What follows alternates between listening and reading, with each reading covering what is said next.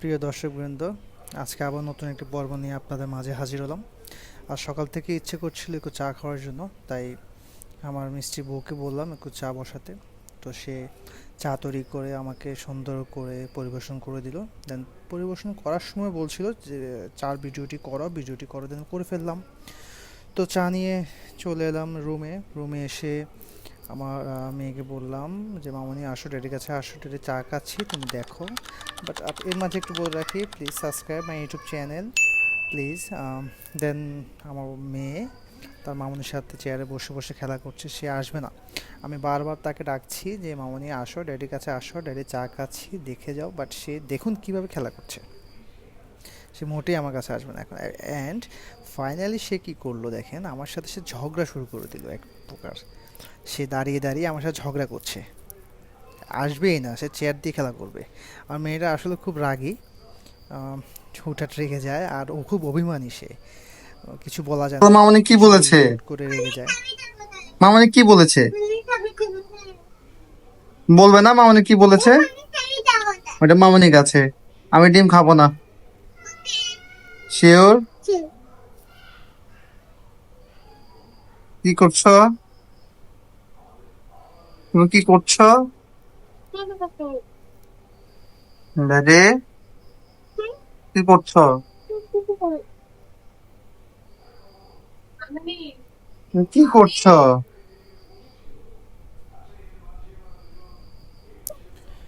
তো আজকে ইচ্ছে করছে একটু বাইরে ঘোরাঘুরির জন্য, তাই তার ওয়াইফকে বললাম তুমি তাড়াতাড়ি রেডি হয়ে নাও, আমরা ঘুরতে যাব। তো সে তো রেডি হলো, বাট সে রেডি হয়ে তার ফটো এবং ভিডিও নিয়ে এতটাই ব্যস্ত হয়ে গিয়েছে যে তার হাজব্যান্ড রেডি হয়েছে কিন্তু তার দিকে কোনো খেয়াল নেই। Just joking. সে তার সুন্দর প্রিয় ড্রেসটি পরে ফেললো। এই ড্রেসটা আমি তাকে নিয়ে দিয়েছিলাম আম, তার বার্থডেতে। আজকে আকাশটা খুব মেঘাচ্ছন্ন ছিল, আম, পরিবেশটা খুব সুন্দর ছিল। আমরা রিক্সা করে আমাদের গন্তব্যস্থানের দিকে চলছি। আজকে যে জায়গাটা যাব, জায়গাটি খুব অসাধারণ এবং খুব সুন্দর, যেন আকাশ ছোঁয়া।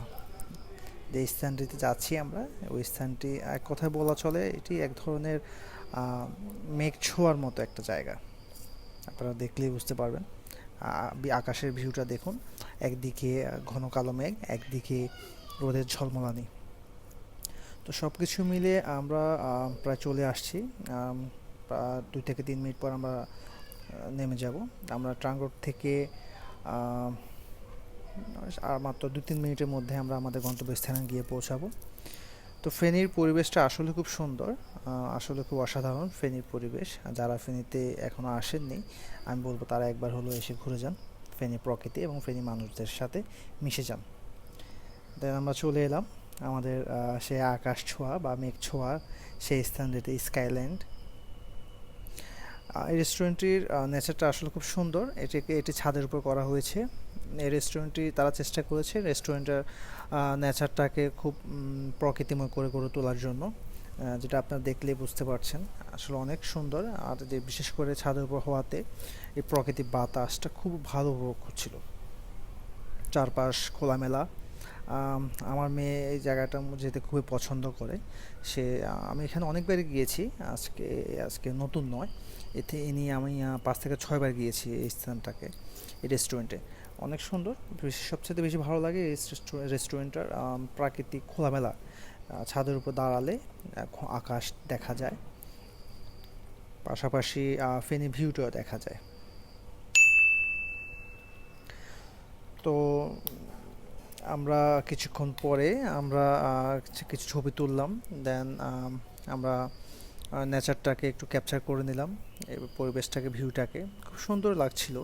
অনেক মানুষ ছিল, ফ্রাইডে ছিল। কিছুক্ষণের মধ্যে অঝোরে বৃষ্টি নামা শুরু করলো। দর্শকবৃন্দ বৃষ্টি অনুভব করছে। দেখুন ফেনী প্রকৃতি এবং ভিউটা, ছাদ থেকে দাঁড়ালে ফেনীর পরিবেশটা দেখা যাচ্ছে। ওই যে দেখা যাচ্ছে দূরে রাজশাহী ঢিঘির পাড়।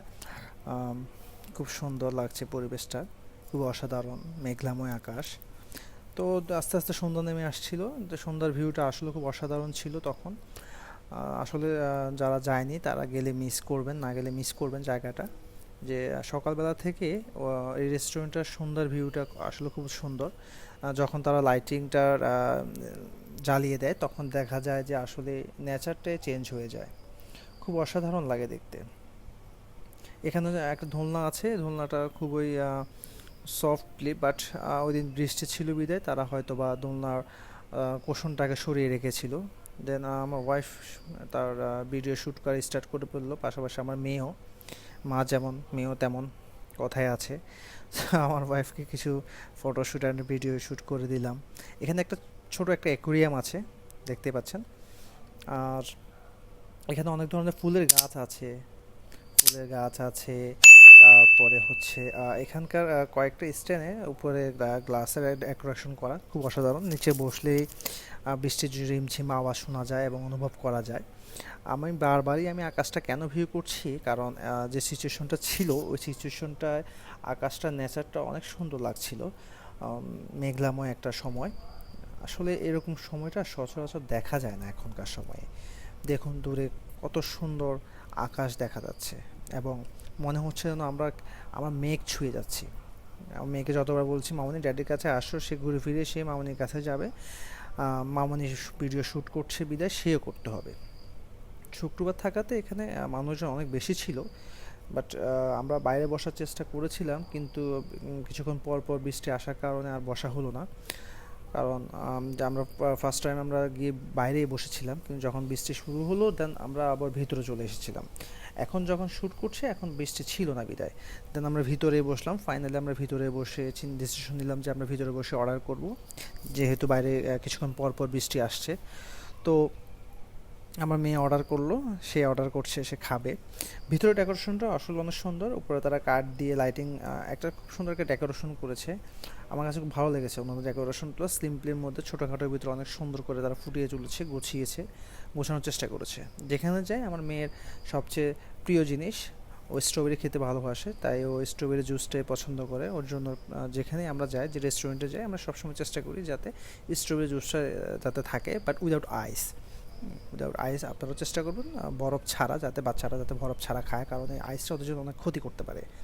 কারণ আইসটা তো ন্যাচারালি আমাদেরকে অনেক সময় শ্যুট করে না, সেহেতু তো বাচ্চা বাচ্চা মানুষ যে কোনো সময় ঠান্ডা কাশি লেগে যেতে পারে, তাই চেষ্টা করবেন যাতে আইস ছাড়া জুসটা খাওয়ানো যায়। এই জুসটা অনেক ভালো, স্বাস্থ্যসম্মত, তাই আমি ওকে এটা অর্ডার করেছি, খাওয়াইছি। এটা আসলে ওকে আমি প্রায় সময় খাওয়াই, এর আগেও অনেকবারই যে কোনো রেস্টুরেন্টে গিয়েছি আমি ওকে স্ট্রবেরি জুসটাই খাইয়েছি।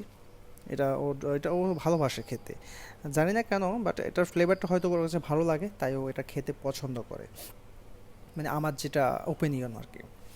আমিও মাঝে মধ্যে ট্রাই করে দেখেছি, আসলে খুব স্বাদ, মজা, খেতে মজা। আমাদের কাছে যেহেতু মজা লাগছে, আমার মেয়ের কাছে তো অবভিয়াসলি মজা লাগবেই। কিছুক্ষণ ও একটু খেয়ে দেন বললো, বাবা আমি আর ড্যাডি আমি খাবো না। তো দেন আমরা স্যুপ অর্ডার করেছিলাম, আমাদের স্যুপ চলে আসলো, অ্যান্ড আমরা চিকেন ফ্রাই অর্ডার করেছিলাম, এটা কিছুক্ষণ পরে আসবে। দেন আমরা ফার্স্ট অফ টাইম আমরা স্যুপ দিয়ে শুরু করলাম। চিকেন স্যুপ ছিল, স্যুপটা অনেকটা ভালো। এখানকার প্রতিটা খাবার আমার কাছে খুব ভালো লেগেছে মোটামুটি, এবং স্বাস্থ্যসম্মত ছিল খাবারগুলো, টেস্টফুল ছিল। তাদের এখানকার স্টাফদের বিহেভিয়ার অনেক ভালো, আমার কাছে খুব ভালো লেগেছে তাদের কথাবার্তা, আচার আচরণ। দেন এখানে আমরা 3:2 একটা স্যুপ নিয়েছিলাম। আমরা এখানে 3 জন ছিলাম। আমার ক্যামেরাম্যান ছিল পাশে, আসলে ক্যামেরাম্যান বললে ভুল হবে, সে আমার ফ্রেন্ড ছিল একজন।